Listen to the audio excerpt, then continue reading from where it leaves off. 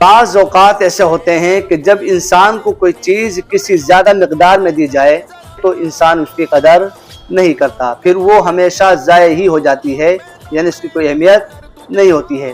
अब चाहे वो तवज्जो हो या एहसास हो या मोहब्बत हो या फिर अपनी इस कीमती ज़िंदगी का कोई वक्त या कोई हिस्सा हो, लिहाजा हमें किसी की तरफ से कोई चीज़ अगर दी जाए उसकी कदर करनी चाहिए, उसकी हमेशा इज़्ज़त करनी चाहिए।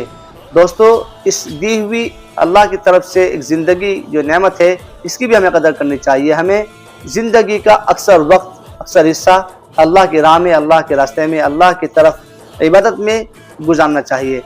अल्लाह तबारक व तआला हम सब को अमल करने की तौफीक नसीब फरमाए। दोस्तों, आपसे दरख्वास्त है कि आप इस यूट्यूब चैनल को सब्सक्राइब ज़रूर फरमा लें, शेयर करें, लाइक करें वीडियो को और कमेंट बॉक्स में जाकर अपनी राय का इज़हार फरमा दें। अस्सलामु अलैकुम व रहमतुल्लाहि व बरकातहू।